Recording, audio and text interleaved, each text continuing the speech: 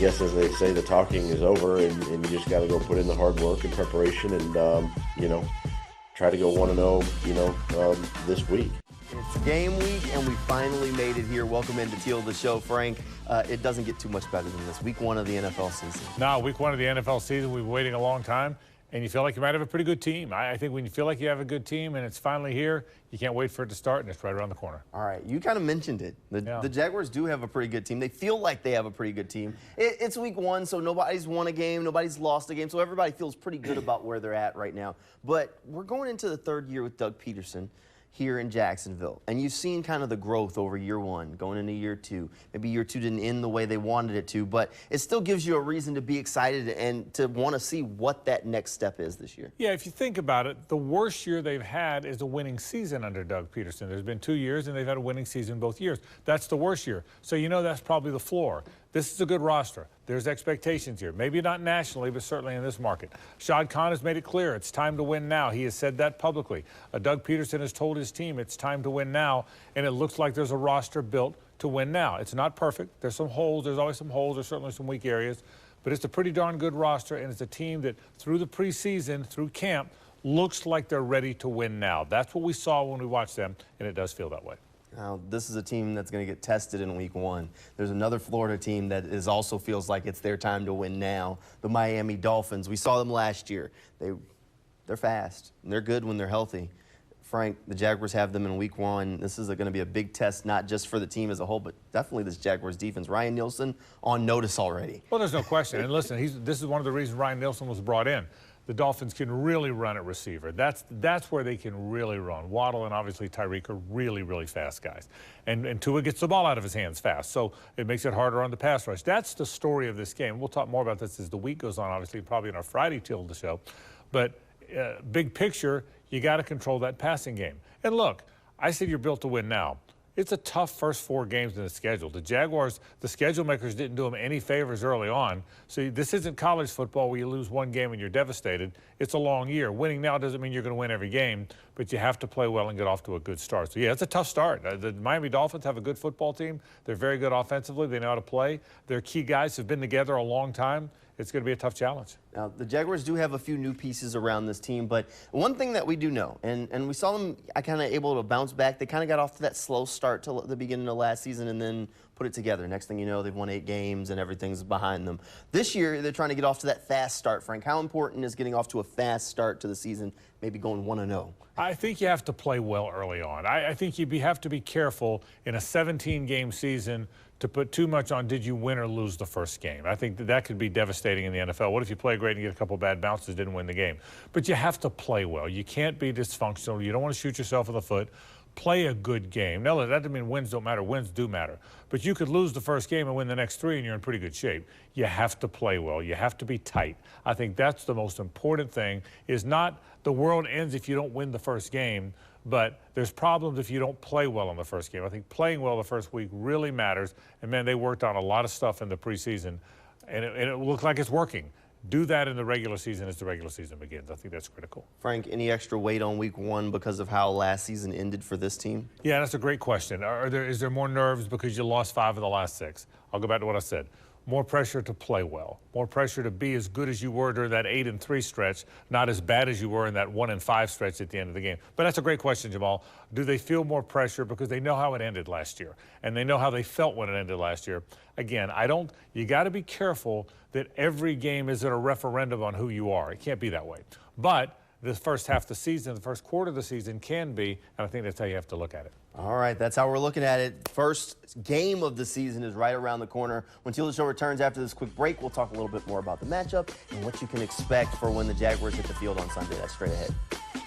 Welcome back here into Teal the Show. All right, when the Jaguars hit the field on Sunday, there's going to be some familiar numbers out on the field, but maybe some new last names on those jerseys. One guy that made a number change that we won't talk about as a new face, but Tyson Campbell going back to his college number is number 3. Got to mention that, Frank. I love the guys with the single-digit jerseys. Number 3 looks faster. Yeah. Number 3 looks faster than number 32. I know Maurice Jones-Drew was very fast with number 32 on, but number 3 looks faster than – they all want the single-digit numbers now, so every time one comes available, someone's going to grab one. I don't think there's any question.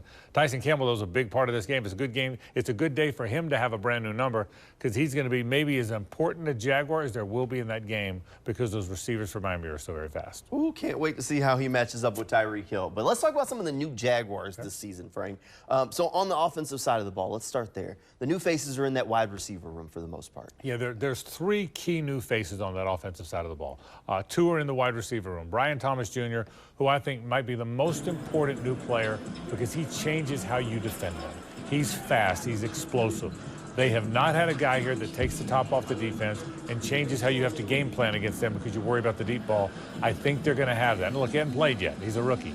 But I think he's going to change how you have to defend them. That's new piece number 1. New piece number 2, to your point about him being in the wide receiver room, is Gabe Davis because he's a reliable guy. He's a yards per catch guy, and he too can get down the field. And then the other new piece is Mitch Morse. The offensive line, the interior of the offensive line wasn't very good last year. Does he make it better? So, Jamal, 3, I think, real important new pieces to that offense. I think the most important of those are Brian Thomas Jr. because he changes how you have to defend the Jags. He really does. For my fantasy football folks out there, Frank, would you go after Gabe Davis or Brian Thomas Jr.? Think either one of them is going to have a big year? I probably would be the worst fantasy player of all time, so I'm the worst person to ask. But I think Brian Thomas Jr. is going to score more touchdowns than any rookie in the league. So if it's about touchdown, isn't that important in fantasy? That's pretty important. Okay, I would say Brian Thomas Jr. would be my guy. All right, I like that. There we go. Go get BTJ. All right, let's switch scripts here and go over to the defensive side of the ball. A lot of new pieces here. I think we got to almost take this layer by layer a little bit, but let's start with the defensive line. There are a couple of new guys there, specifically the big one, Eric Armstead. It's hard to get a feel, no question. It's hard to get a feel on how he will impact the team because we haven't seen him. We can only see what we see. And he just hasn't been healthy through the preseason. They were never worried about that. They knew they were going to have him, but we haven't seen him. He's listed when they put out the depth chart as an end. He's listed as an end, not a tackle, but we all know he's going to play all those spots. He's going to play inside some. He's going to play outside some.